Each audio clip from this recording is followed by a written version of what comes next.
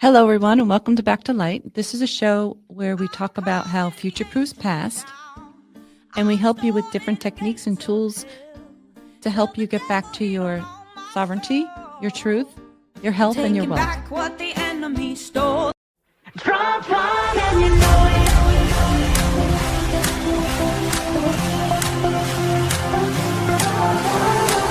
Natasha Owens, Nick Natoli, Trump won. Trump won and you know it. Trump won and you know it. America has voted. It's true. Trump won and you know it. Yeah, we all know Trump won, baby, and we know Kamala crazy. Everybody knows that I'm a patriot like my name was Brady. Red hat, baby, it's a red wave. Democrats want Trump off stage, but we know that they can't aim, and he won in every state. Trump won, you know we know. Too big to rig this vote. Someone wake up Sleepy Joe, cause Trump won and you know it. Trump won and you know it. America has voted. 'Cause it's true. Trump won and you know it. you know you can't stop Trump. He's got a swamp to drain, so go ahead and grab your ticket. Let's ride that Trump train. He won in 2020, and he just did it again. Go and throw your hands up. Let's celebrate this win. It's time to get it started. Come on now, everybody. Everyone's invited to this We the People party. And you know it. Trump won and you know it. Yeah, yeah. America has voted. 'Cause it's true. Trump won and you know it. Woo! I know it, you know it, we know it, they know it. Everybody knows Trump won.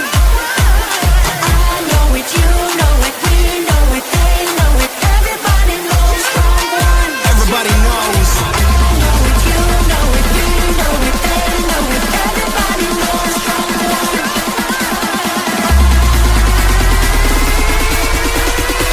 Yo, yo, yo, yo. Trump won and you know You it. know it, you know it. Trump won and you know it. If there's a lie, they're gonna do it. It's true. Trump won and you know it. Let's go, let's go. I know it, you know it, we know it, Yeah, they yeah, know it. yeah. Everybody knows Trump won. I know it, you know it, we know it, they know it. Everybody knows Trump won. I know it, you know it, we know it, they know it. Everybody knows Trump won. It's good to see you. Great to see you. Yeah. Absolutely. Absolutely. This has been a long time in waiting. Long time in its perfection. It's going to be perfect. I believe so. Yeah. Because what I'm doing right now is this new piece that's coming out. You have to understand there's 2.4 billion people that follow Q. So I only make Just sculptures. jumping right in.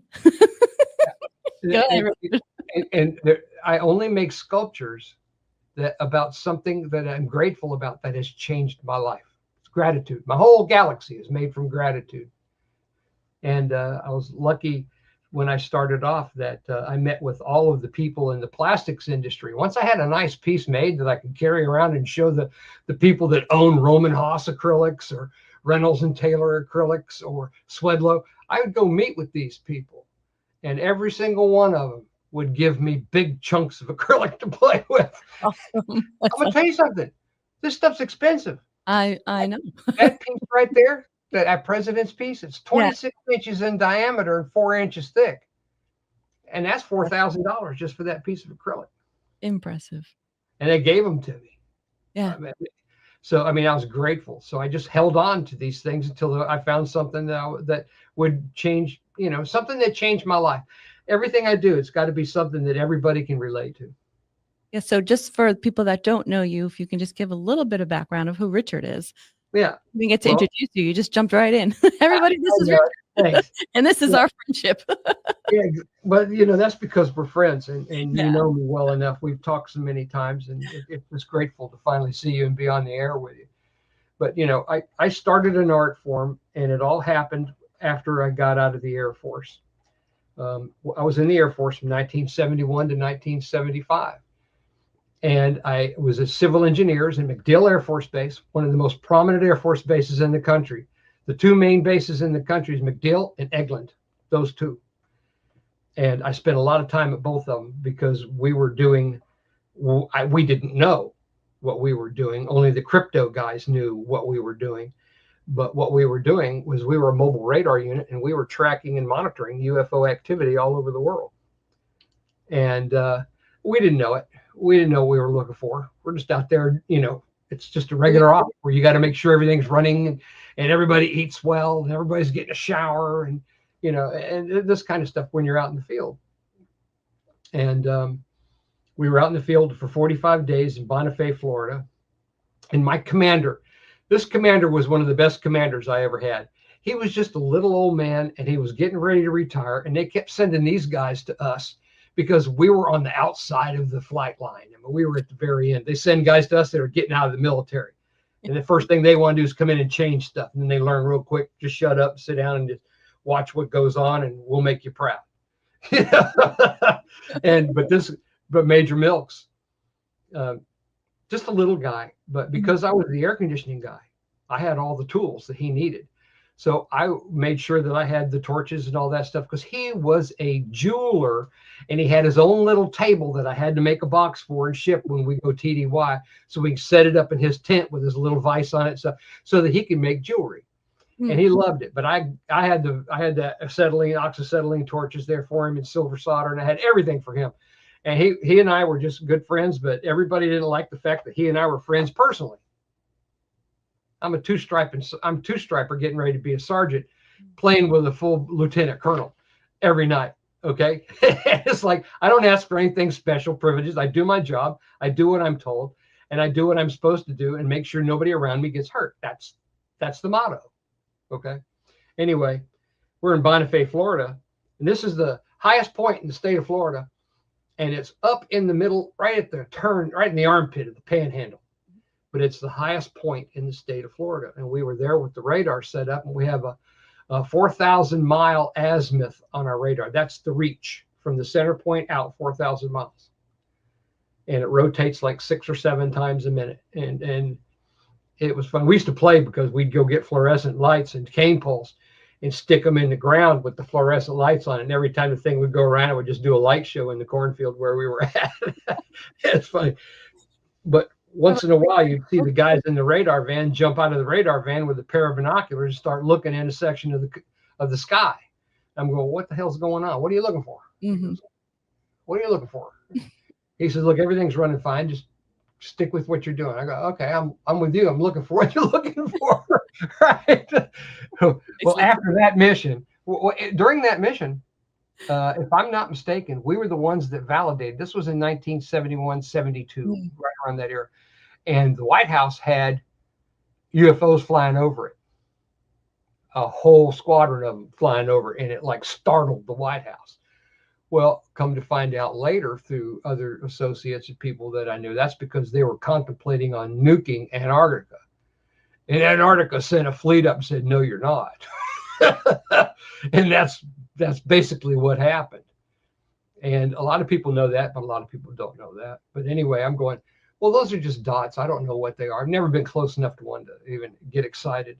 Mm-hmm. Then the next thing I know, when we got back from Bonifay, Florida, within weeks later, we were on our way to Hilo, Hawaii, because 2 flights, one left San Francisco and one left San Diego, flying to Hawaii. And they were all tracked by UFOs around them the whole time. And they ended up being 645 miles off course. And they had to land under emergency situations. So we got called out. They wanted to monitor the area and see what the hell was going on. Now, I didn't know any of this. I was just the radar. I was the air conditioning guy on a radar crew. Okay, mobile. This was just fun because we got to go to the woods, and I love to go camping. You know, but we had big tents. You know what I'm saying? Yeah. And fun. It was just a fun time. When we got to Hawaii, that's when all things just broke loose. I mean, there's more UFOs in Hawaii than you can shake a stick at. And we were watching them, and we'd see them I've actually seen them close up. Okay. And they're just flying right by, and they're cool. They don't make any noise. Some of them make kind of like a humming sound, but they're just real quiet. And that was one of the things that inspired me. I said, I knew we weren't alone. Mhm. Okay. When I was a kid, they wouldn't let me in church because I kept asking questions like, well, I why? asked you that questions in church too. Why? Well, why? Explain it. I think that's why we get along so well. But He why? made the universe. Why can't he answer this question? You know what I mean? And they're going, just want to beat you up. Anyway, when we You know, were in my father Hawaii, said that, my father said that it's just like us to think that we're alone here. I wish I oh would have asked him a little bit more on Right. that. But I And just, I'm like, yeah, of course we're Yeah. not alone. This is and I go, so vast, you know. is But- that before or after you checked your ego? my dad was a very interesting man, and he never really spoke about things like that. So it was just something out of the norm, and it always stuck with me. Even as a kid, I remember that. He's like, it's just like humans to think that we're the only thing out there. You know, it's just that's our Exactly. ego for you. You know, and that Exactly. could be, and that's like a life learning lesson there. So thanks, Pop. Talk to any fighter pilot, and when they get done with you, they'll be feeling about that big, because these things the technology is just awesome. But anyway, I just knew we weren't alone. But I didn't get involved in the acrylic yet. Okay, I was making jewelry because of Major Milks, and I have some of the jewelry that I made because I used to make jewelry out of copper and brass because it was good for golfing. And I have one for my wrist. I love this is one of the bracelets. It's not polished or anything, but that's all brass and copper, solid You- brass and copper. And man, when it's polished up, it's gorgeous, but you just can't keep it polished. Yeah. And it's I- meant to be functional, not pretty. well, yeah. Tell that to a diamond broker, right? Tiny. And it's like, so I got some acrylic rods because I made everything we did was mobile. So I would design everything for the squadron. Everything was mobile. So I would design things where you can have everything fit into a truck, almost like a paymaster or a loadmaster for a big plane. I'd go and get with the loadmaster, and he just said, "Man, you got things packed so well. Just drive your trucks right straight in and chain them down. Everything's fine. Your weights are perfect." So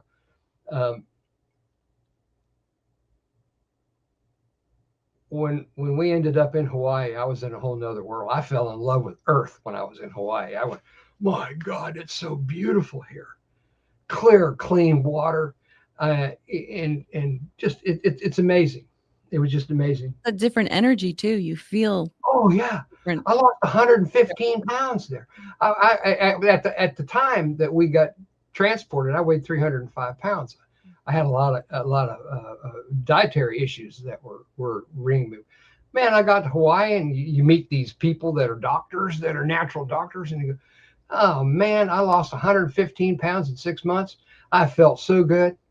I was a shutterbug. I got a camera and I started taking pictures. I took a lot of pictures of a lot of things, but you just couldn't get any pictures of the UFOs because they were at night. You see a flash go, and these guys are gone before the flash ever hits them. And they just, okay, damn. Can't telegraph to these guys. So anyway, I get out of the service, and I decided I wanted to start making jewelry because I was getting about $5 for 5 pennies being made into a flower on the end of a brass rod. And I'd make flower arrangements out of copper and brass. And that was just, you're only making $150 a month. You're gonna go out to dinner if you sell something. Careful now, don't be a patriot. Yeah, really. They don't pay you for crap in the Air Force, any of the military. But I got to where I started making jewelry, and I had to make all my displays. So my displays would be mobile. I'd fold them up, put them in my van, and then everything's in it. I love the old 50 caliber ammo cans. They're so safe to put things in, and they just all fit right together. So that's what I would do. And I got some acrylic rods so that I can make a display. So I can make a display where the angle of the piece, but the display would hold the rings, the bracelets, and all that kind of stuff, all made out of acrylic. And then I have rotating colors underneath, okay, for indoor shows. Well, this is the first piece. This is the piece I started with. That's right what here. started it all. Wow. This is what started my whole career. And I had my dental drills, okay, and because majors had a dental drill, so I went and got a dental drill, and it was easy. They had them at Supply. They had all the bits I needed too. So I'm carving away at this piece of acrylic in my studio in Florida. And you ever heard of Jeramac Industries? They're the hair salon people. No. Years ago, this is back in the 70s. They were top of the line. They had the last part of the entire complex that I was in, and their phone lines came right through my place. Well, I had a phone that I could just hang up there and click onto them, and I could make any kind of calls I wanted. But because they were nice people, I asked for permission. I said, if somebody wants to call me, can they call me on this number? She said, yes. But you got to let it ring twice and let them hang up. And then when they call back, you can answer it. Mm-hmm. I said, okay, but you don't call out unless it's an emergency, Richard. Mm-hmm. They were very good to me. And so I'm carving away on this piece Friday night. Well, it's actually Saturday morning, like 2 a.m. because I wasn't going out and partying. I was involved in going. I wanted to know what this was, and I got a phone call like 2 o'clock in the morning, and it rang twice. And I sat there and I said, okay. Then it rang again, and I had an unusual chair. It was a theater chair out of a movie theater, and the feet are real close together. And you know how you go into a hotel and they got these massagers on the hotel? I had one of those mounted on the bottom of the chair. Because you're sitting there, you get numb after a while. And I got up and I went to answer the phone, and I fell. I fell out of the chair. It slipped because of all the acrylic dust on the ground. And my whole surroundings was all these big orange crates that stack on top of each other, and you just put clamps on them and hold them down, and they got all my inventory in them, and I like surrounded with a light hanging down. Well, I brought all that down on top of me because I'm a big guy and I don't like to fall. It's not the falling part that bothers me. It's that sudden stop, And so when I fell, I still had the piece in my hand, but I grabbed to try to stop my fall, and it pulled everything down on me. And a light fell on the back of my hand, and it burned me. So when I pulled away from it, the light fell down underneath, and I saw what I had shining up through the, you can't see that, shining up through the acrylic. Here, this will give you an idea. Use your phone. So when you see it, it's too bright. You have to move your hand. have to move my hand. Yeah. It's just too bright to see it. We'll have still shots of it later. Yeah. Yeah, I can give you shots of it. But anyway, I went outside my studio because there was dust everywhere. And I have a street light there. And I'm standing there at the street light looking at this thing, right? And I'm going, whoa, this is so cool. And as I noticed, my shadow was constant on the ground, but the grounds around me were flashing orange. So I thought I set off a fire alarm or something.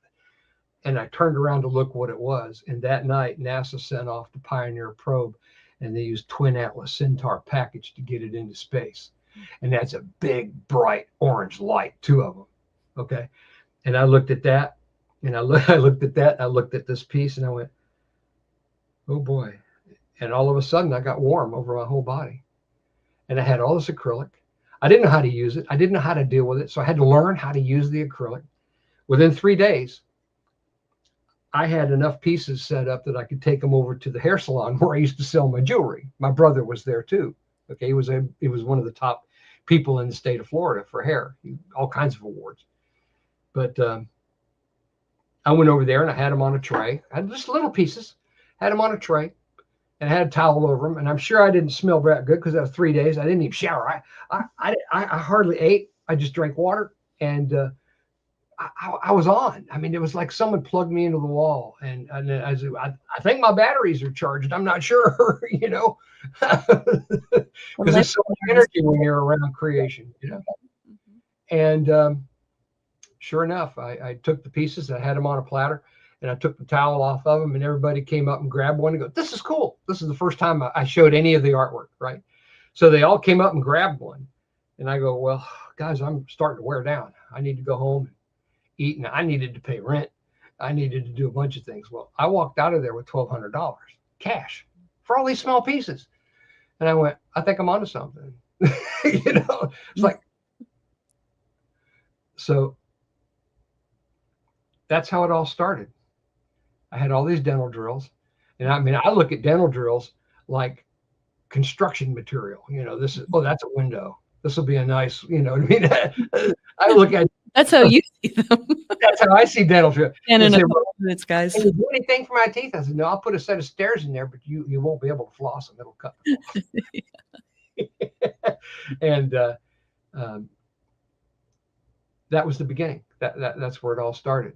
So I had all this acrylic, and a lot of it was just given to me. I still have a lot of that. You know, I made a whole series of pieces that I gift people that they're now part of the family. I have my own family. See, my whole family's gone. Everybody I know, everybody I worked with, and throughout my history of life, they're all dead. Gene Roddenberry, Ray Bradbury, Harlan, Arnell, all the top science fiction writers, all the top scientists that I knew from NASA, they're all gone. And my whole family is gone. So I had to make my own family. And you know that old story where God says, "I give you friends to apologize for your relatives." So I said, well, then let me just make my own family up. These are people that treat me good, and I treat them good, and I love them. I care for them, and I do anything for them, and it's a pleasure to be around them. So I have a huge family now. And that's how we have to treat things on earth. That's how we got to do it. But anyway, so I've always been a spiritual guy, or not, because religion didn't do much for me, but confused the hell out of me, because they couldn't answer why. They just couldn't answer it. So I think that's one of our first conversations we were talking about. And I said, yeah, really. I got in trouble in, what is it? Sunday school, because I said, well, if God forgives everybody, how is there a Why am hell? I here? I could be out. I could be out skating. What am I here for? You know. So later on, I went over to NASA, and I showed my art. I took in a couple nice pieces over to NASA, and they just grabbed me up. They just said, "Yeah, how would you like to help represent us and be a representative?" I said, "Absolutely, an affiliate with NASA, you bet." That gave me press pass. I could go to the landings. I could go to all the launches. I could go to everything, but I would also have to inspire people to the space program, which was not a problem. I was inspired to it. I mean, I want to get off this planet more than anybody. But that's how it all started, and NASA started getting me into places. And then I made a table. I made my own desk, my own table, 6 foot long, 3 foot wide, 3 inches thick. That was an expensive piece of acrylic, and I carved a whole city in there, and it was great. It took me about 8 months. And I took that on tour. That was very heavy. I took a lot of big pieces on tour when I go do shows. You know, I started off in outdoor shows, and it was funny because I would have half of my booth would be jewelry, and the other half would be the sculptures, and the jewelry would go, and everybody would come over to the sculptures. So I just quit making jewelry. Yeah, the sculptures were more fun. People liked them more. And what later I found out was that on the big pieces, when people are looking at it, it's actually affecting their brain waves. When I had, like, for instance, NASA got me involved in the Smithsonian. So I went up to visit the Smithsonian, and I donated a piece there, and it's in the Air and Space Museum. And it's just a lunar landing with one city in the middle, and it's about 2 feet square, 2.5 inches thick. And it's just a whole lunar surface with a little city in the middle. Okay. And some of the stuff I'm getting inspired to do now is underwater bases on the base of the ocean floor. So I'm getting colored acrylic made thick, you know, so that I can have an actual underwater scene where you can see the spaceships and everything connected down underneath the water. And but it's the look I see on people's faces. This is the whole reason why I do this now. First time I did a show with NASA, and they had all these kids come in, and they told me they were going to bring kids in. So we brought the bases lower to where they could just walk up to it and see it. And on many occasions, I wished I had a camera to get the video, because you watch a kid's face when they look at this and they just light up. And I'm going, oh, this is what artwork is all about, to inspire, to reach deep and inspire the soul. And it's just something I've learned from my whole life. I mean, I would go from show to show to show, and the shows got bigger, the shows got better. I did the Worldwide Science Fiction Convention in Denver in 1982, and they gave me a space. You're gonna love it. They gave me a space that was 40 feet by 40 feet. Normally, when you're in a show and you're called like a vendor, you only get like a 10 by 10. 10 by 10. Yeah, you get something real small. Yeah. Okay. And I'm standing there, and all of a sudden, here comes those little old ladies, and they got their husbands with them. Now, I was blown away, because I went right straight to that lady, and I said, ma'am, what happened to you today? Because you had me very concerned. I didn't know if you got hurt or whatever. And she put her hand on my arm and said, young man, I've been married to this man for 50 years, and I never understood a damn thing he said until I saw your artwork. That was Isaac Asimov's wife. The top science fiction writer in the world. You know what I mean? I'm going, this is awesome. I think it was awesome. I mean, I got the top writers in the world that do nothing but write about stuff like this to build your imagination in your own head. No visuals or nothing. And here I am with the visuals. It's like, wow. I'm going, wow, what a world I stepped in. Yeah. That's the most amazing thing. I can do something good with this. And now I see that I can, now that this disclosure is coming. I've been on the edge of all of that, behind the scenes.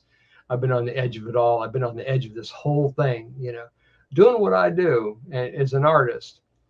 You end up meeting people that absolutely blow your mind. Everybody, it's just like, Picasso. You stop and think about Picasso, Renoir, Monet, all these guys. The Rothschilds always went after them because they could buy their art cheap. They needed money. Okay. Well, that was kind of the situation with me.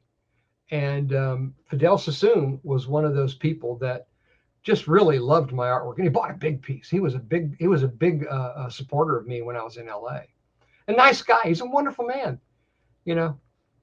I had an old Pinto hatchback, and that's what I would deliver artwork in. And people go, why?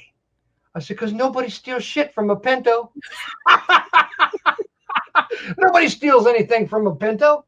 My God, no. And I had a ghillie suit that was made of a blanket with McDonald's wrappers and all this kind of stuff, cigarette wrappers, all sewn to it, that threw over everything. Because they just look at it, it's full of junk, man. I don't want to go in there and get sick.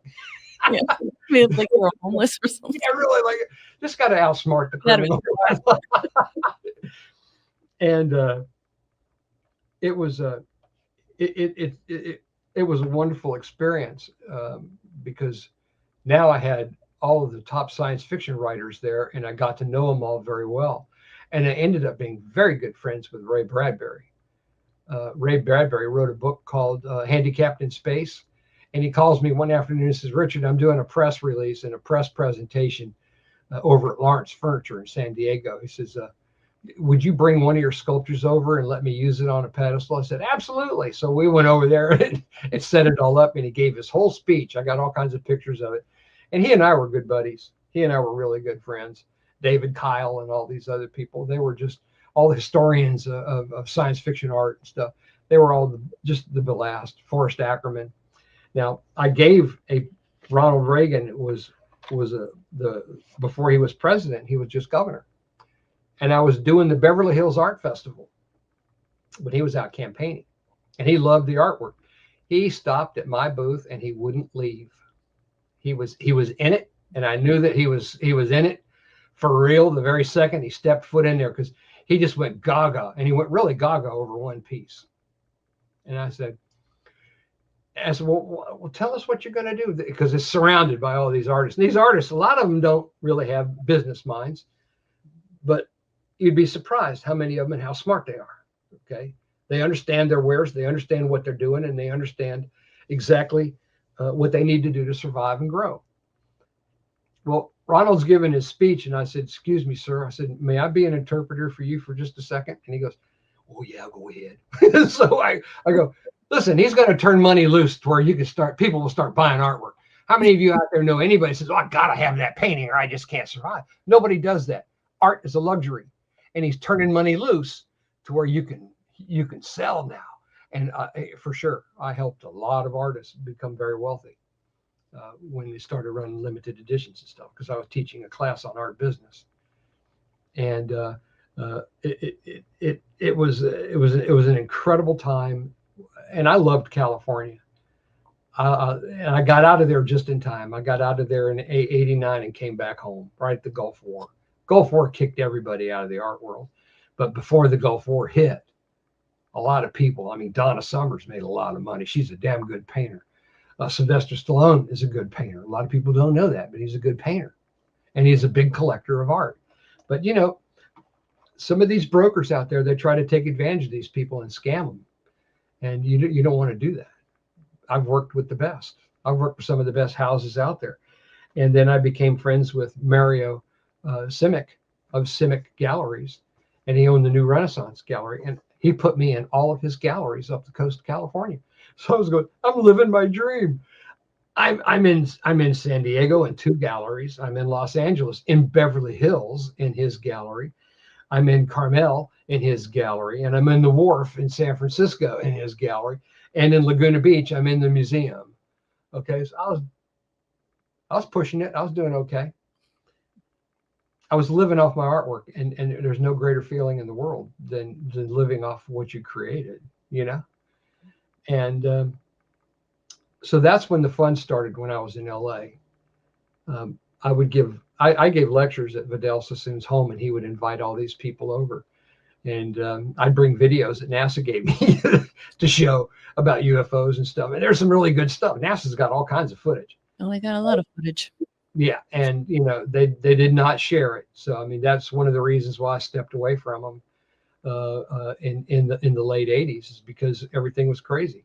I gave a really nice piece to Houston, JSC, Johnson Space Center, and when that big hurricane that came through New Orleans, Houston, New Orleans, and it just flooded everything.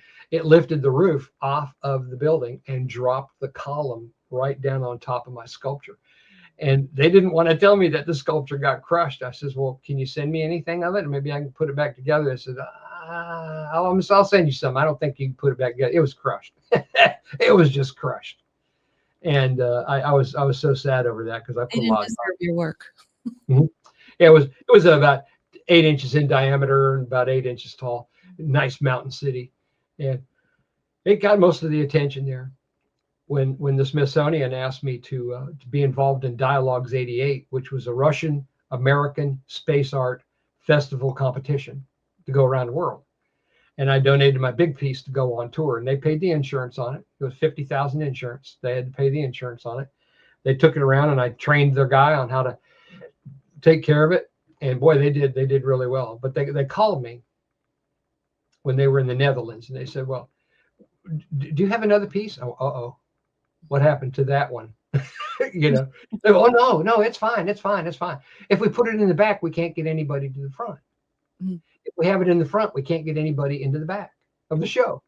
I'm going, "We'll put it in the middle." She said, "Yeah, we did that, but the place gets really crowded." I go, "Okay."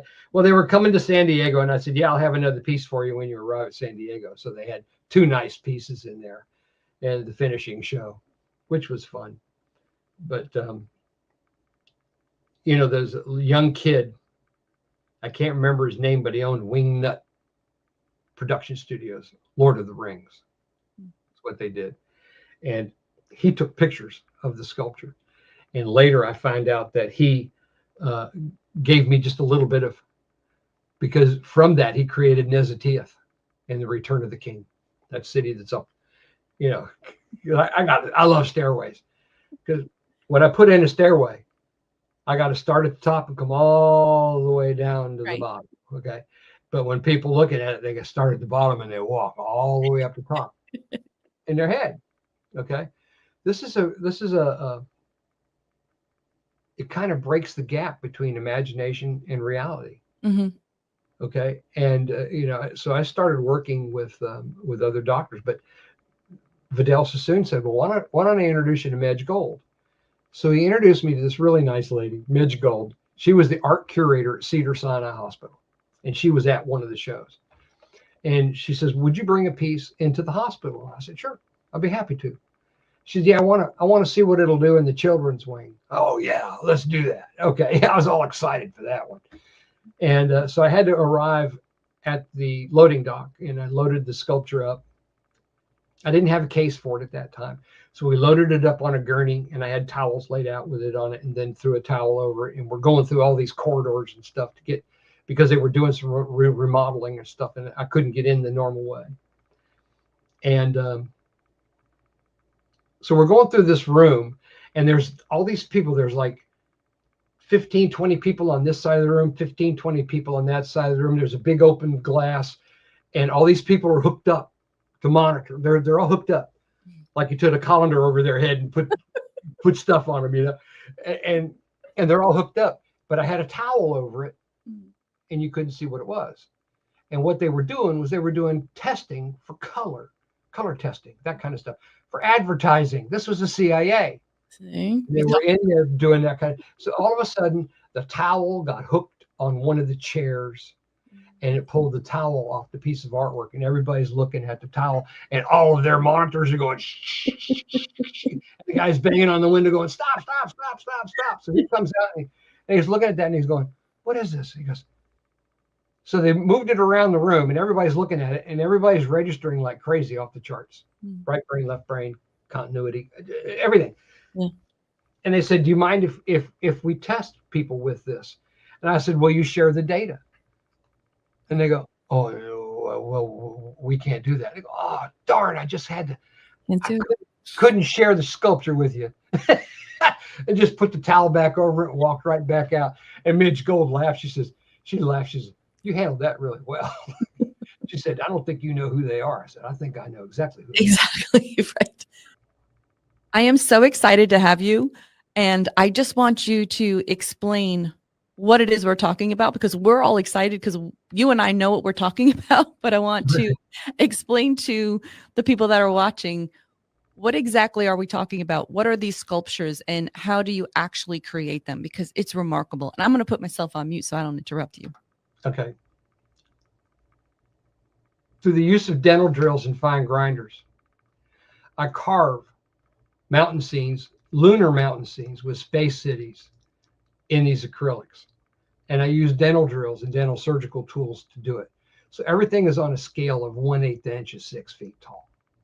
You're that tall, you're 6 feet tall in these cities. So they're miniature. And what I found was interesting, that the dental equipment is all on scale for everything, the teeth and everything. Hey, your teeth, this could be a whole new mystery in medical science, right? So it's like all the dental drills were actually set to 1/8 inches, 6 feet tall. And I just had a heyday. I would start creating, and I wouldn't stop until it was done. And when I'm saying it's done, it's when I can walk from one end to the other, because I'll sit down at a piece of artwork, especially if they're big, and I'll go, oh man, where do I start? I'll just take a grease pencil and make a mark on the outside of the piece and look through that mark, and that's where I'll start. And I'll keep going into the center, and I just keep carving and carving and carving and adding and adding and adding. And that's why they take so long. The piece I did for President Trump took 2.5 years. That's a big piece. That's the piece that's in this poster right here called Macedonia. Yeah, we'll get into that in a little bit. But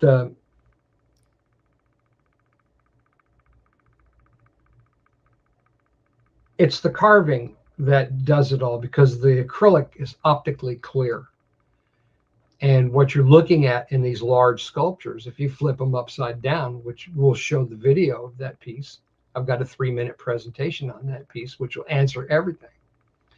So it takes so long to do it that you can get lost in it. So I have to focus myself, and I use grease pencils to mark things on the outside of the acrylic. I can wipe it off with a towel, you can't see it. So I can make all my notes and keep it going until the very end. And when I'm finally polishing the piece by hand, Usually on these big pieces, I'm polishing it with contact lens polish and hand buffing. That just makes it like pure glass. It's just so beautiful. Acrylic is so much fun to work with. Yeah, so I remember the first time I saw it, and we had just met, so we didn't have our friendship yet and everything. And I remember I got very emotional. And one, I felt honored that you wanted to share your artwork with me, because that's a very personal thing for artists to do sometimes, you know. And then your backstory and everything. And I was looking at it, and then when it turned and it went onto that little like crystalline walkway, I was like, I dreamt this. And that was it. I was all emotional. You were all emotional. We became best friends. Yeah. I was And, like, we need this. We need this to bring out into the world. And we need good artists to be recognized instead of the cabal and what we were forced to see. This artwork for me, it was so peaceful, so serene, it felt like home. And I just can't wait till I can see it in person. But seeing it in the videos is like, whoa. I just want to sit and meditate on it, because well, it's so beautiful. it's like I when I'm in big shows, the reaction I get from a lot of people is very similar to that. Okay, but your reaction was very important to me, because it hit home with you. It hit home with not only your heart but your soul. Okay, and that's why you reacted the way you did. And a lot of people react that way, especially kids. When I visited the Cedars-Sinai Hospital and took a piece into the children, the children, it was awesome to watch them. They would, especially the ones that were injured, and they said, the kids would be curious, what's everybody going out there for? And the kids like bedridden. Well, late at night, the kid would get up and he'd run out there to take a look at the artwork to see what it was. He could then get back in bed. And they had him on security camera. So we know this has some kind of an effect. It definitely does. And I told my friend about the dream. I didn't say anything to her. I just sent her the artwork, and she was like, that's what you just described to me the other day. And I'm like, I know. It's the crystalline city with the crystal staircase. That's neat. I'm like, I can't. I'm like, wait until you meet Richard. Wait until you meet this man. So yeah. Remarkable. Remarkable. I'm so excited that you are honoring us with your stories and your artwork, and it's just so beautiful. It's always a pleasure with you. You and I've talked on so many occasions, and we're like brother and sister, and this is great. So I mean, anything you want to know, and I have so many stories. I don't know if we can get them all in just a few hours. You know? Yes, you do have a lot of stories. Yeah. But what I want to know is, you were talking about the galaxy and everything, and you went a little bit into what inspired you for that concept. Can you just go a little bit deeper on that? Well, yeah, but this is going to tie into my own questioning. I mean, my own spirituality. I was constantly questioning, why am I doing this? I mean, don't get me wrong, God, I love it. I love doing it, but it's got to have some other effect. Excuse me. It's got to have some other meaning for humanity. What is the meaning? And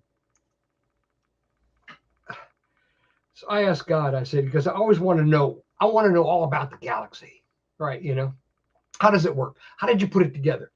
How did you manifest this and that and the other? You know, how come each human being's like 13 billion little galaxies that you're managing without a glitch? Explain that to me, right? So I asked God, I said, well, what do I need to do in order to get a better idea of what you do? And he basically said, build me a galaxy. So I had all the pieces. I had all the big pieces, and I started carving on them all. And I don't sell the big pieces. I use them to sell the small ones. Okay. And the graphics. And he said, build me a galaxy. And I said, okay. Well, come to find out, after 25, 30 years of doing this, I have built a galaxy. My whole galaxy is based on gratitude. If you're going to build a galaxy, let's build it out of something that means something to people, and it's gratitude. RR20, that's a 20-inch in diameter by 6-inch thick piece of acrylic that I made for Roger Reynolds. RR is Roger Reynolds. I made it to honor him because he gave me that piece of acrylic and started my career in California and became one of my closest friends. And I would show his art. He was a great artist. He was a great artist, but he had to go into the defense contract field in order to get enough money to keep making the art. See, a lot of people don't know these big pieces I get. Let me tell you where they come from. You ever been to SeaWorld? No, Okay. I've When been you're to other aquariums. Yeah. other aquariums, these are all aquarium windows Mm. that are cut for me. Remarkable. Okay. When you're standing at the bottom at SeaWorld underneath there and you can see Shamu's belly, that acrylic is that thick for the displacement of the weight. And when that creature jumps up and bound, hits down, you can watch those windows move. Okay. They're flexible, but they're also very durable. But when you're 10, 20 feet below, it's 12 inches thick, and then it comes up, all the way to 6 inches. Okay. And 6-inch thick is pretty much some of the thickest stuff I use. I've got some 12-inch and some bigger stuff, but the main pieces I've made, I had to make all my equipment in order to handle it. They don't make stuff to handle this. Let's make a Richard Murray table. I had to build all that myself. Yeah. And but I started making these galaxies. When I'd go do a show, Mhm. I would have several large pieces out, and everybody would just crowd around them. I mean, I had to separate them. I had to make them pretty far apart because they get impacted with people around them and just looking. So now I do something different. I have turntables for each one of them, so they can just walk up and stand in one spot, and in 1 minute it'll completely rotate by. Okay. But that was the whole concept. Is I know this does something to the soul. I know this does something to the heart. I know this does something to the belief system that people have about alien craft. Look, we're not alone. We know this. We've known this for a long time. I'm trying to give you an idea of what it would look like to live in their world. It's quite If you pretty. live- It's quite if you beautiful. live in their world for a little bit of time, your problems here become solvable. Because, oh my God, that doesn't work in outer space, dude. You can't do this out there. The Galactic Alliance won't allow it, So it's, I'm still learning. I just turned 72 and I'm still learning. And this never gets old. It just never gets old. And it's so much fun. And now I'm starting to get different kinds of acrylic around, and I'm starting to have some real fun here with underwater scenes and stuff like that. It's my imagination. I'm building the galaxy God wanted me to build, and I'm building it for you guys to enjoy and to possibly experience. That's all I want you to do, is to experience the possible opportunity that, my gosh, this is what it might look like on another planet. I wonder what it would be like to live there. So years ago, people would look at my artwork and then they would write about it. So I'm building a Facebook site right now and all my other sites where we're building the module where people can go on and sit in one piece and look at it long enough and start writing about what their life is like in there. Peaceful. Every major sculpture has been photographed beyond your wildest dreams. So each major sculpture is going to have its own book of a coffee table book of all the images that were shot from it by all the professionals. Okay. And in that is going to have all the writings that people do. People looking at one particular piece, they're logged onto that piece. They've got their own little place there, their own little editor or their own little story room where they go in and they tell their story and they keep adding to it and adding to it and adding to it. I'm going to publish those. I'm going to publish those stories so they can see their stories along with the history of this artwork. I mean, it's people wanting to get involved. I'm going to help you get involved. Okay. And now that we're going into disclosure, we're going to have some real issues here because people have to be aware of just how simple it is. Life on this planet is not as complicated as they've made it for us. They've made it complicated. Yes. They Struggle. have twisted it. I'm surprised. That's why my t-shirt says cranium rectimitis, the learning disorder. Mine says align it instead of. Things we were doing, while during the lockdown, just trying to recreate Yeah, yourself. my other T-shirt's got clothing line a that color, Sell it's got a it. color bar across the front with all these different colors, and it says underneath it, "Never take advice from anybody with one or more of these colors in their hair." Oh no. Richard. Go broke, man. So Richard, Yeah. how do you feel? So Richard, how do you feel this is going to help with disclosure? Well, I've been praying about this, and I've been meditating on it, and the only thing I can say is that it's definitely going to be, what do you call it?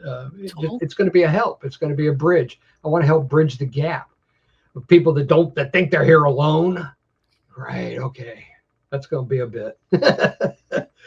You got to wake up from that one. But there are people with their heads stuck in it so deep that they can't see. And it's important that where we go one, we go all. Especially, that's what Q is all about. Where we go one, we go all. We got to all go together. And the only way we're going to survive the future is we have to protect each other. If we were in a protection mode with each other, we wouldn't have child trafficking. We wouldn't have any of this stuff going on. We wouldn't have had the leaders that we so-called had. We'd have put a stop to them, but we didn't. Well, we fell asleep. So now we're awake, and now we Right. get to make changes. And Right. that's why I'm glad to bring shows like this, because it is about bringing people back to the light, back to the truth, Absolutely. back to health, back to wealth. Absolutely. And I applaud you for doing that, because that's a tough call. Sometimes you're walking on eggshells to do I've that. always been walking on eggshells my entire life, but like you had that nudge, I've gotten the same nudge, and it's like, it's time. And these are different things that I used to do when I was younger. I always helped people. I always was talking with people. I always wanted to find out what makes people tick, kind of thing. And then I was on Facebook throughout the whole pandemic helping people. And then, when Dave had said, "You want to do a show?" I was like, I don't know. I really want to put my face out there again. But I felt like, you better do this. So, and then everybody started to talk about how, they don't know how to meditate, or they don't know how to do this, or they don't know how to that. And I'm like, okay, this is filling a need for people that are searching for it now. Like I tell my friends all the time, like, I feel like I'm way ahead of the curve so many times. It stinks, because I feel like I'm not, like, I feel like maybe sometimes I'm putting things out there and people don't care. It's not that they don't care. They don't care yet. Yes, not yet. I just have to sit idle, and I must be back for patience in my life, because that is what I've gotten my entire life. If they don't understand it, they're not going to put any attention on it. I believe that the artwork can help bridge a gap in understanding, or just the comprehension of what life would be like on another planet. Okay. And if you spend time, and a lot of people do, when I do a show, there'll be one person or several people and they'll go from one sculpture to another. And within 3 hours, they'll make it through all of them. Okay. Because they don't want to, they just want to soak it in. And that's the fun part. Yeah. I've been honored with this. I mean, I'm very humbled by what people come to me and say. I go, oh my God. I mean, finally I'm doing something right to help somebody. Right? I mean, for years I've been just doing this, going, what the hell's going on this planet? You know what I mean? Where there's war, there's no art. And they want to keep us in war. And I don't want that. Don't want that at all. I want people to be happy. I want people to fulfill their dreams. I want people to fulfill their potential and what they can do. And they're being stifled. They're just being held down. And I'm going, no, turn them loose. That's part of what we talk about. We say, okay, so what kind of life would you be living if money was no object? Like, what would you be doing? What would you be creating? Who would you be helping if you didn't have that bogged downness of bills and responsibilities and all this stuff that we got thrown on us? There's a man that I watch. I've never met him, and because I was trying to get to him the whole time I was throughout the UFO shows and all that stuff. and that's Alex Collier. And I love this man. He's an Andromedan contactee, and they have really downloaded into him as to what's happening. So I listen to him so I can get knowledge. We need mentors. You know, I've had mentors my whole life that have taught me so many things. And the one thing he said that just blew me away is that one of the Andromedans asked him, he says, well, why do people have to pay to live on a planet they were born I've always on? asked. The dogs don't have to pay. The cats don't have to pay. The birds don't have to pay. Snakes Right, don't have to pay. right. Nobody pays but us. And I'm feeding them too. you Right. know? Because man found out a way to make a profit. And it's really disgusting. There was actually a picture I saw years ago, and it was like you could see it's like a starving child that's dehydrated, and he's got his hands out underneath the faucet, and is like this. They always portrayed, us as the big fat, taking everything gluttonous, and it's literally just holding the hose closed. And it just, again, another thing that gets me emotional, because we know that it's man-made, all this trouble and Right. grief and When they shock. it's just tragedy sells for them. Not anymore. Let's change that. We have to have We're Light. done with you. a new lightness to us. That's Right. it. We're not dealing with this anymore. No, we're done with you. Your time is up. Okay. And They tried to hijack the Great Awakening. It's like, are you crazy? Do you know how many people are intuitive? We know what you're doing. they're still trying to hijack it. Crazy. They're still trying to complicate it. Okay. They tried to confuse people with calling things woke, and then it's like, it's not the same thing. Yeah, but they've got conferences going on now where there's people in the conference that actually work in the secret space program, and they're calling in UFOs to make a display so that people can see them. And sure as hell they are. And this is going to be one of the most fun times to wake up and actually start living the Star Trek dream. Gene Roddenberry was a friend of mine. So was Jackie Gleason. Jackie Gleason was a client. And Jackie Gleason told me one time, he said, Richard Nixon invited us to write Patterson Air Force Base. And I said, who's us? He says, well, I brought Forrest Ackerman, Gene Roddenberry, Cardinal McCormick, and L. Ron Hubbard with me. Those four people got to look at the 1947 crash and the dead aliens. And that's where everything started for us. Right there. And Jackie Gleason, if there ever was a star man, he was it. He was really it. But I did love him in Smokey and the Bandit. Especially when he comes out of the bathroom with the toilet paper stuck in his pants and just keeps rolling out. That man was funny. And and So you were talking before about the piece behind you. You want to talk about that, what inspired you and what it is actually? yeah, that one is called Macedonia. That's 26-inch in diameter, 4-inch thick piece of it. It's an acrylic submarine window for an exploratory sub. I have two of them. I made one for Mercedes-Benz. I made these out of gratitude. And the one I made for Mercedes-Benz, which is the one that's up here, I turned Mercedes-Benz logo into a space station. Okay. Because I was in a terrible accident. I had an ML320 and I walked away from that accident. My car was totaled.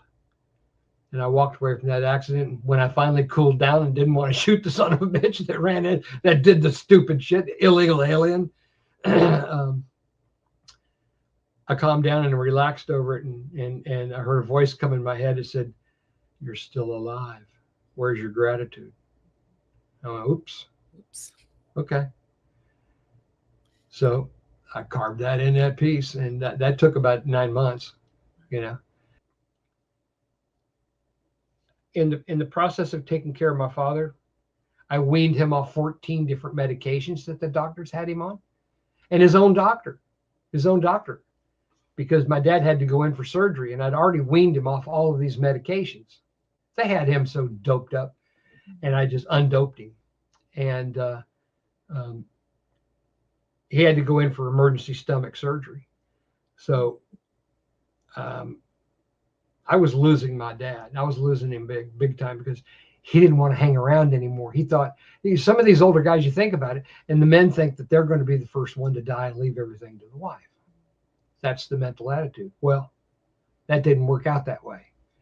Now he didn't know what to do because the love of his life for 66 years had just passed. Okay. And that was the hardest thing. It was, I would sit in my mother's room and listen to him cry at night, talking to her. And it broke my heart. It just broke. It was hard to find. Yeah, it was hard to find something to want to keep him engaged in life. Okay, to the end. I had nothing to hold my dad. I had nothing to anchor him back to life that he used to have. And that's when Donald Trump came out and he started doing rallies. And I ended up at a rally with my dad. I'd go and watch the rallies with him, you know, and we're getting ready to eat. Well, wait a minute. I brought him home. That's what it was. I brought him home and I had what he wanted. And what he wanted was a baked potato, my barbecued chicken, and some corn on the cob. I said, all right, fine. I'll make that for you. Made it for him and had it all perfect for him. And we're sitting there in his room. I had a big plasma screen TV at the end of his bed where he could see, because without his glasses, he can't see much. And we're sitting there and Trump walks out on stage and we're sitting there getting ready to eat. And he takes his first bite of chicken and Trump walks out on stage and says, Hillary Clinton, you're a bigot. And my dad goes, spit this chicken. I goes, what the hell did he just say? And then Trump right behind, he goes, you heard me. Hillary Clinton, you're a bigot. And my dad goes, whoa. That was the moment. That moment right there. You saw your dad. My father wanted to hang around to see what this guy was going to do. And I go, well, in that case, so do I. And we had the greatest time. And I took really good care of him. The insult came during a rally in Jackson, Mississippi last night. Hillary Clinton is a bigot. President Trump gave me 4 more years with my father. So that piece originally, if I were to show you the original sculpture that started that piece, it was originally for Fox News Channel. That was at Fox News. When they gave the vote to Biden, not to Trump, I mean, my dad died just after that. And that just broke my heart. And I said, okay, guys, if that's the way you want to play. I went out and took the piece out of the cutting table and put it on the routing table. And I put a big 45 right through the middle of it and turned Fox News into a farm. That's the best thing to do. Just turn them into a farm. And they went downhill ever since. Okay. So that's why I made the piece for President Trump. It took me 2.5 years. I worked on it every night, at least 2 to 3 hours a night. Sometimes even longer. Sometimes I'd work on it so much I'd sit back and look at it for a bit, not thinking about what time it is. And I'm looking out the window because I'm doing all this. I turned the garage into a studio, and I look out the window and the sun's coming up, and I haven't slept, and I got to take care of my dad. So I had days like that I just pushed it, just had to push it, Yeah. And even the boys at the VA, they couldn't believe what I did for my dad. They wanted to know how I did it. And I go, look, if you guys don't know this, then you don't know medicine. You know pharmacology. That's all. You're pharmakia. You're all about poisons and that kind of stuff. And we don't do that anymore. Thankfully so, right? I know it doesn't have anything to do with the artwork, but it has to do with the artwork because that's your life and that's what inspired you. And You're very into both of this, and that's why I'm just listening. That's what changed everything. I don't do anything unless I have a great amount of gratitude for it. Without gratitude, what do you got? Ego? So I have one more question for you. Sure. But you already answered it. What people in your life inspired you? I think I know. Okay. There's more. Roger Reynolds was one, the plastics guy. Mr. Swedlow, he was another one. Vidal Sassoon was a big inspiration to me. He basically changed my life. As it wasn't for Vidal Sassoon, and if it wasn't for Bill Cooper, and if it wasn't for Wendell Stevens and these people, they all inspired me to get sober. So I did. And it wasn't hard. It wasn't hard to change mindset. Well, I'm allergic to this stuff, you know? So it was pretty easy, but Vidal was very proud of me, you know, and that made a lot of difference because he was somebody I looked up to, and he was right. If you look good, you feel good. If you don't feel good, you don't look good. That's what I do sometimes to trick myself if I'm not feeling well. First off, I'm an energy person, so I don't ever say I am and then the SICK. I say I feel sick, No, right? you're absolutely correct. Feelings, you can move past it. If you are something, it's more of a structure. It's more stagnant. So this is what we get to do on the show, is to kind of do a little bit of life coaching too, you know? So don't say I am unless you want it to follow. But you say I'm feeling this. But when I was feeling a little under the weather, I would get up and I would get dressed and I would put makeup on and I would just put on my best outfit so I can say, I'm fine. I'm doing great. I feel great. I just keep going. I probably get all dressed up and then I gotta go.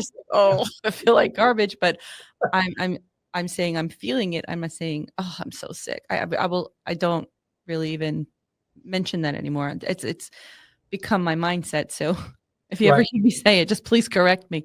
But I do. If I don't feel good, I said, thank God I'm on the mend. Yeah. You know, I'm in every way I'm getting better and better. Right. Every day. And that's kind of how it works, you know. We have to make things work for us. And sometimes you gotta cheat nature to do that by having a different mindset. Right. Okay. And because we're all programmed to do these weird things. Getting rid of that programming has been tough. Another inspiration I had was Dr. Wayne Dyer. Oh, love that man. Me too. That's where most of my, I call it my my library on wheels. I would listen to all of them. I have everything. Dr. Wayne Dyer. You know, I have everything he ever did, and I would listen to it while I'm working. And that was my first grip on spirituality. So Richard, you were saying that you don't sell your sculptures. So how do you support yourself? Well, I don't sell the big ones. The big ones help sell smaller ones. And this is where the galaxy part comes in. Okay. Because my long-term goal was to build a galaxy that's mapped and tracked across the surface of the planet Earth with the GPS coordinates of where everybody lives that owns one of my pieces. Okay. And they're marked with a size annotation and a shape annotation.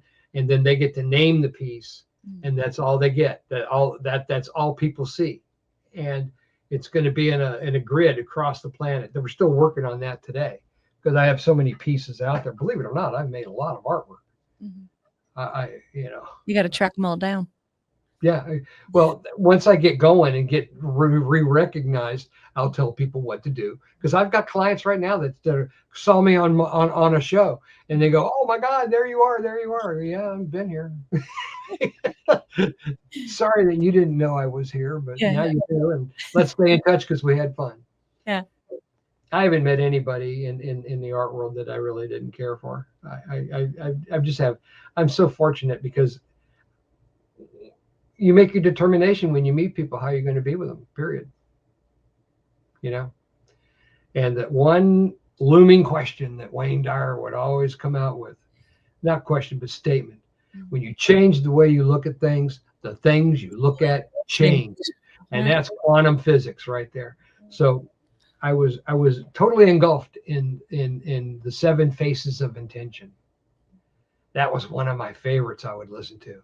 And then I bought the DVD and I started watching it over and over again. You know what? I made the 7 Faces of Intention in honor of him. And, you know, he died the same day my mother did. That was heartbreaking to me. And I still watch that. Every Sunday I would watch that video just to wake up, just to have, I'll go to church. Here it is right here. I'll watch this. or I'll watch this, or I'll watch this, and or I'll learn something from somebody, and that's what it's all about. I was so sad because the plan to get the tickets and then he passed away. I was like, no. I got to meet Bob Proctor at least. So, Oh, Bob's okay. yeah. Or a redhead. I was in the city. I actually, which is a really funny story, I actually met him in Carnegie Hall. Really? In Carnegie Hall, learning about Andrew Carnegie. And I'm like, all right, here we go. Yeah, it was a total crazy experience. Yeah, Bob Proctor was one of our mentors. I've got volumes of stuff here from him. I've always been searching on how things actually work, because these people are telling you how things work on the planet, but you got to change your mind. That's right. It all comes from here. It starts here. Okay. You have to structure things. It's like you can't say it anymore. It's just like it's there. I can't go to the gym for you. Open your mouth. But again, by design. Hey, would you do me a favor and work arms out when you're at the gym? I need it. Work some stuff out for me. Yeah. Again, it's by design, right? It's that keeping people so focused on making money and paying bills that they can't be creative. They can't even. This is one of the things that bothered me. You couldn't even go to a gas station anymore and pump gas. You couldn't even get a moment there. They had to put TVs there. I'm like, this is ridiculous. This is on the pump. On the pump. Why do I need a TV? Doing advertising on the pump? Yeah, I don't need to be sold to all day, all night. It's just like constant. So our brains never get a chance to get to that low. That's so funny, but that's so true. It is. Don't get me started. I started to see it when it started to go into restaurants. I'm like, I'm trying to have a nice dinner, talk to the person I'm with, and I can't hear over the TVs. Now, if you're in a sports bar, that's different. I'm talking about restaurants. Right. There's only a very select few restaurants that we have around us that don't have TVs. And that's the ones I like to go to, because I'm not going out to watch TV. I'm going out to have dinner and have conversation. Right. But again, by design, that connection, that everything's just been slowly taken. And then when you wake up, you're like, what happened? Where's connection? Where's our community? And that's what we have to get back to. Absolutely. That's what disclosure is bringing out here, is that we have to take care of ourselves. We can no longer just sit back and say, okay, you guys go ahead and do that, because now they're going to tax us again, right? Give me a break. Not me. Yeah. Now, we got the black hats, we got the red hats, and we got the white hats. I like the white hats, but the red hats get shit done. Yeah. And it's how they get it done is very permanent. You have to understand that. Yeah. Right now, they're on the hunt from Obama, and they said they're only going to bring back one part, and that's his head. Oh, Jesus. So I mean, we're in some very, very amazing times. And you know what? We all came back for this. We came here through the birth canal for this time. I know. That's why you're doing what you do. Myself sometimes and go, why did I say yes to this craziness again? Right. But yes, nobody did. My childhood was pure torture. But everything changed when I went in the Air Force, and I got to play and do things, and see things, and travel and stuff like that, and just I was amazed. But I also saw that the government's running a whole different operation around us that we don't even know about. And anyway, I got away from what I was talking about. I asked you how you were doing your income, if you want to go back to that. Yeah, well, there's only a couple ways I can support myself. Selling sculptures, okay, and graphics. Now, graphics is where the galaxy comes into play, because all those big pieces, I said, well, okay, God, I made you a galaxy. Now what? And he said, well, you got to populate it. I go, what do you mean? You know what I mean? No. What do you mean? No, you know what I mean.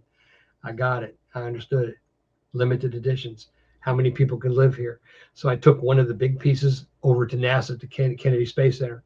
We put together a program over there. This is back in the late 80s. Put together a program, how many people can live in this piece.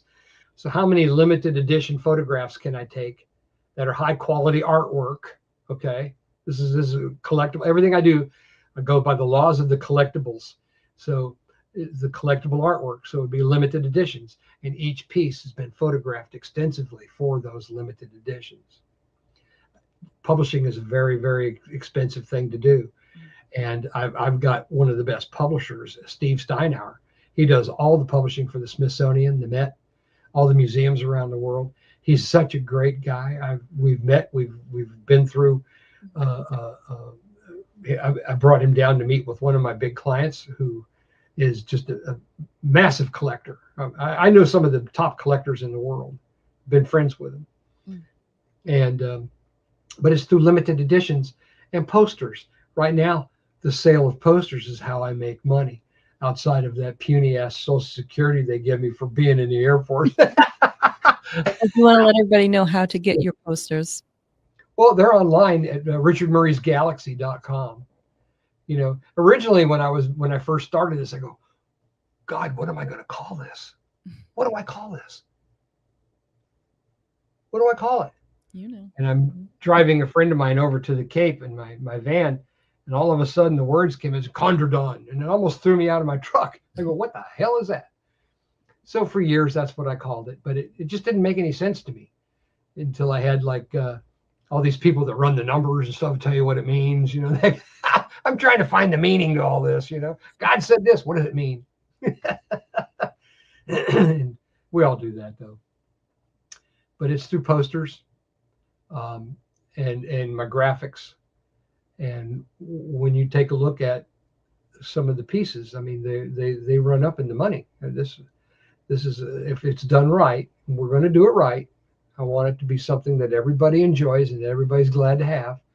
But I'll send you pictures of my house where I've got all this artwork in it, where you can see what it looks like, so you can see it. But we started off making Giclées, and my printer Steve says to me, he says, "You know what Giclée means, don't you?" I said, "No." He says, "Spit. That's what Giclée means, spit." He says, and I go, "What do you mean?" The Spit Galaxy. Yeah, and I'm going, I'm not naming the galaxy Spit. No, not at all. So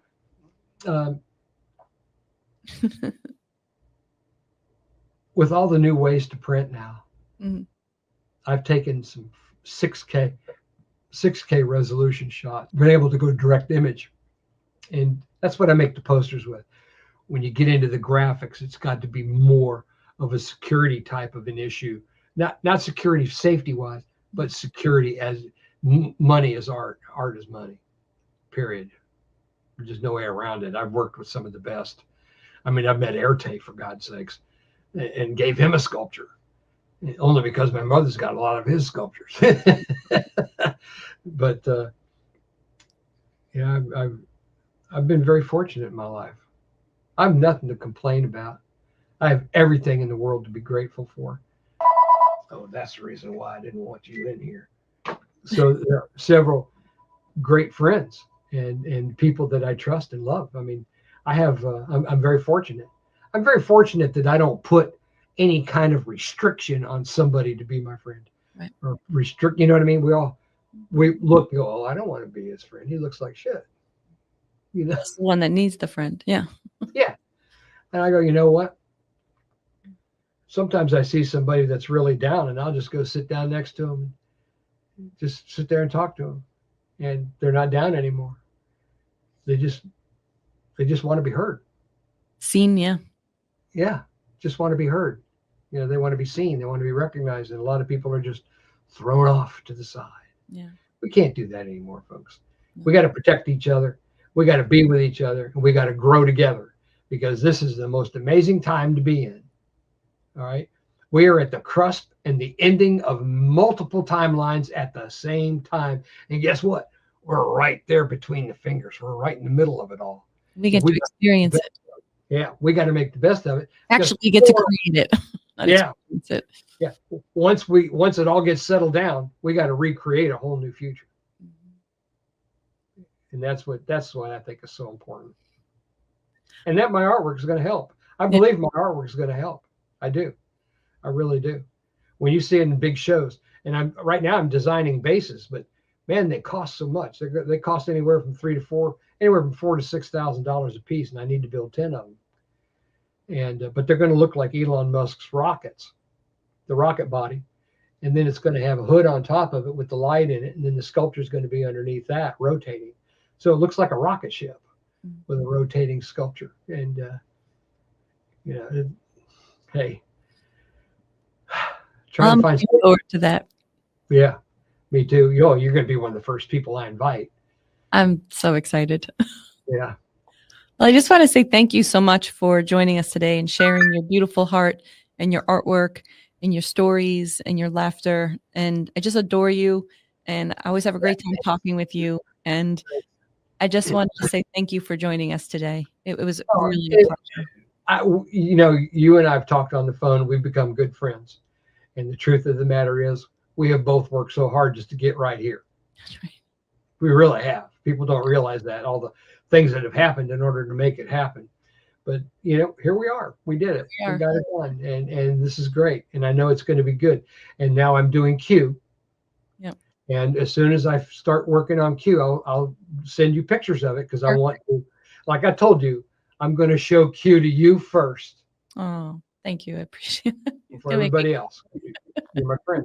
We'll have another show with Richard and sharing his process, and he's going to do like video and just different stages of the sculpture. It's going to be really wild. So this was just an introduction of Richard and what he does, and just his skills are just waiting till you guys see this thing in person. The picture I sent you. The picture I sent you was the phase 2. The phase 1 I've already sent out to everybody. Phase 1 was me. I got the piece of acrylic. Now it's machined, but I got to sand it, and it took me 3 days to sand it down, because you got to start off with one, go to the next, go to the next, and go to the next until it's completely cleaned off. So the piece is totally hand machined now, and getting ready to polish it. So I'm probably going to start polishing on it today. Once it's polished, I'll take another picture of it, and then I'm going to cut the Q in. I'm going to cut in the mountains. Now, when I'm doing that, I'm thinking I'm going to try to get to where I can videotape me doing it, so that you can have some live footage for everybody to see how it's done. Great. Hey, it's time. I'd love to show everybody how it gets done. A little, tripod. I have that. Yeah. I have that.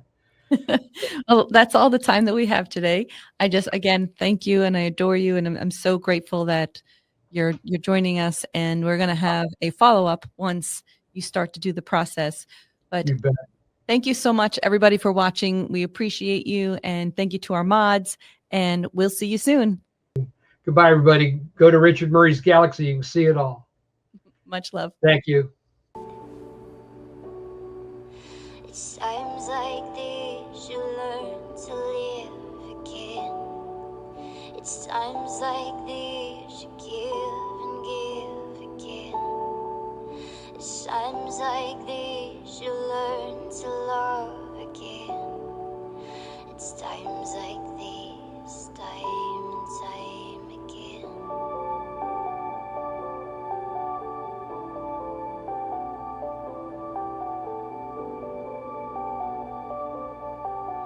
It's times like these you learn to live again. It's times like these you give and give again. It's times like these you learn to love again. It's times like these, time and time